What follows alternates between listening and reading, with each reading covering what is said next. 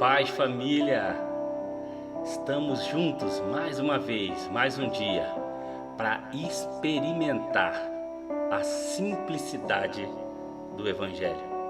Jesus nos fala em Mateus que Deus, o Pai, havia ocultado essas coisas dos sábios e dos entendedores e revelado aos pequenininhos.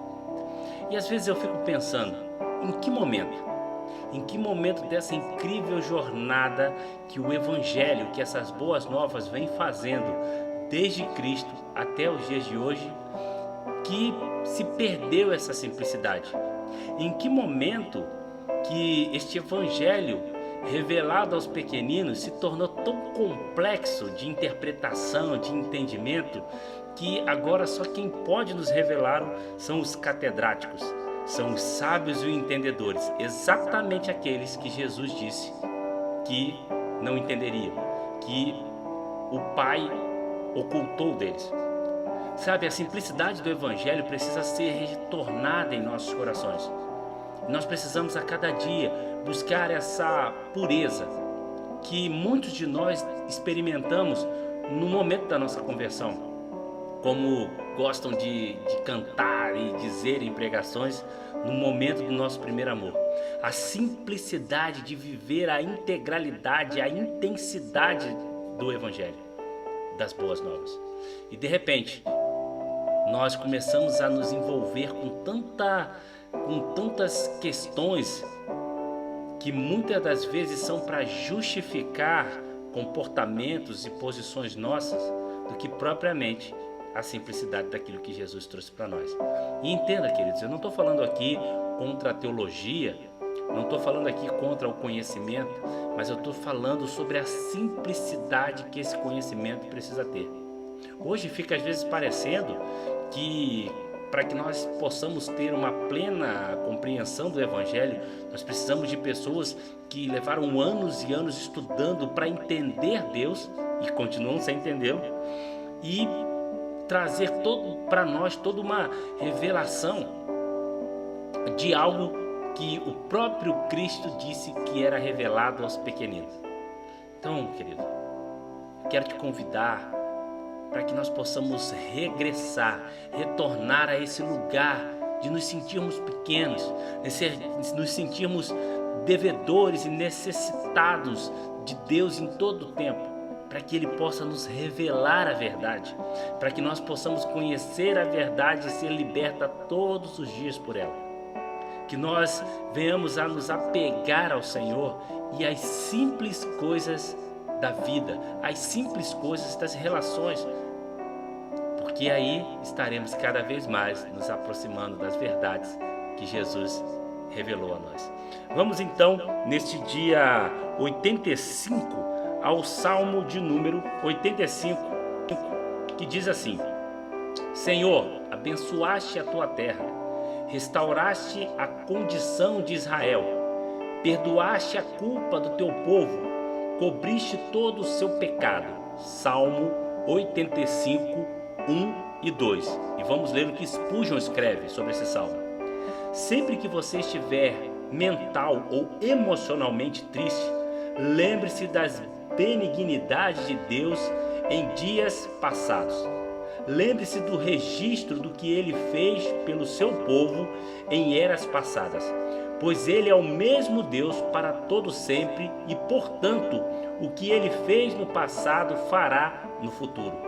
Como disse o sábio, o que foi feito antes será feito outra vez. Nada debaixo do sol é realmente novo. Certamente isso é muito concernente ao agir de Deus. Senhor, abençoaste a tua terra, mesmo quando ela estava manchada pelo pecado. Restauraste a condição de Israel, mesmo quando aquele cativeiro foi trazido sobre o povo por sua própria culpa. Senhor, traze-me de volta do meu cativeiro.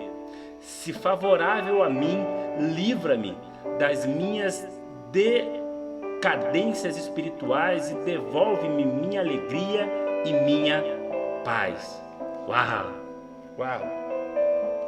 A gente vem falando sempre aqui. Spurgeon, ele tem uma tendência a sempre falar de adversidade e de que é neste lugar, é neste ambiente de adversidade que uma plena revelação do Senhor vem até nós. E às vezes eu fico imaginando que a tendência de Spurgeon trazer sempre esse pano de fundo em suas reflexões vem muito da vida que Spurgeon tinha. Já comentei aqui durante essa jornada algumas vezes e sempre que possível eu irei falar. Spurgeon sofreu durante praticamente toda a sua vida de dois grandes males. Mesmo sendo o homem de Deus que conhecemos através dos seus escritos, através dos seus feitos, Spurgeon sofreu durante grande parte do seu ministério, da sua existência, com uma doença de gota e com a depressão.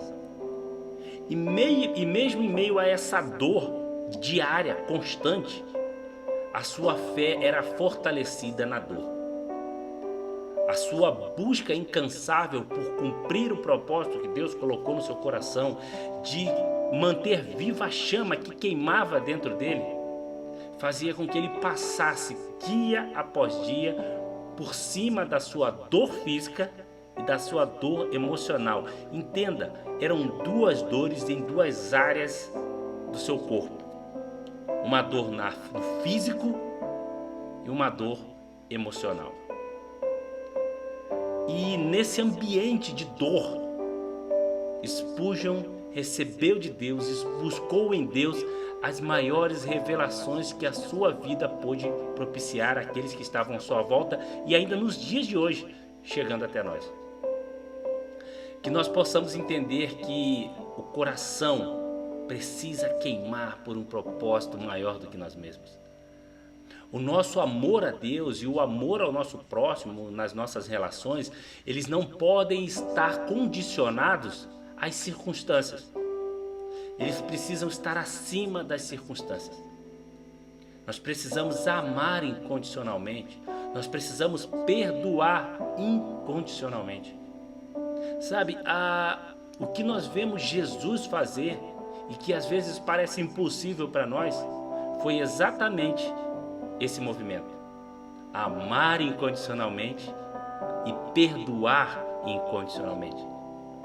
Um dos momentos mais belos da incondicionalidade de Jesus é na cruz, quando ele pede ao Pai perdão por todos aqueles que estavam o crucificando, pedindo para que o crucificasse, escarnecendo. E ele nos trata como crianças que não sabemos o que estamos fazendo, inconsequente em nossas ações. Pai, perdoa, eles não sabem o que fazem. E ainda hoje, a intercessão de Jesus por mim e por você continua sendo a mesma. Pai, perdoa, eles não sabem o que fazem. E eu quero que você entenda que é imerecido esse amor, é imerecido esse perdão, porque em todo tempo nós amamos seguir um rumo, uma direção diferente daquela que Jesus gostaria que seguíssemos. Nós temos dificuldade de amar o inimigo, que na verdade não deveria ser nosso inimigo. Ele deveria ser o nosso inimigo e não nós inimigos dele. Porque no nosso coração não deve haver inimizades. Porque não há como coincidir, não há como coabitar inimizade e amizades. É só as pessoas não andarem, não caminharem conforme nós gostaríamos, agirem conforme nós geramos expectativa, que elas já são as piores pessoas do mundo. Elas não servem para o nosso ambiente de relação, elas não servem para estar ao nosso lado, elas não servem para nada a não ser o nosso escárnio. São motivos de pregações em nossos púlpitos. São motivo de falações em nossas rodas de conversa. Porque somos incapazes de como Jesus pedir por eles: Pai, perdoa, eles não sabem o que fazem. Precisamos desse coração, precisamos desse movimento para que Deus possa olhar e se alegrar de nós e dizer dos altos céus: eis meus filhos amados, em quem me comprazo. Vamos orar? Pai, obrigado por mais um dia.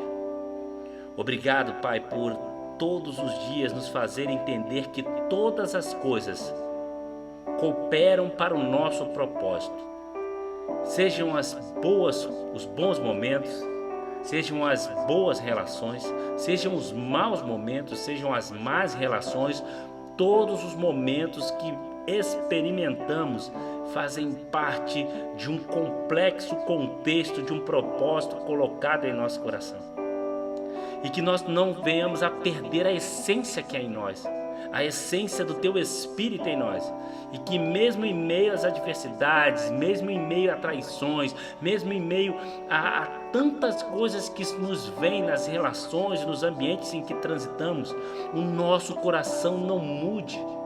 Que o nosso coração seja o coração de Jesus. Que nós possamos a cada dia ter um coração como o coração de Davi, de um homem segundo o Teu coração. Pai, nos ajuda, Senhor Deus. Nos ajuda a parecermos cada dia mais com Jesus. E eu venho te pedir, Senhor Deus, nesse dia, que o Senhor possa alcançar o meu irmão, a minha irmã, que talvez esteja com tantas dores, com tantas adversidades sobre sua vida, com tantas problemáticas relacionais, que talvez nesse momento esteja pensando em desistir da vida, desistir de propósito, de projeto, desistir de pessoas.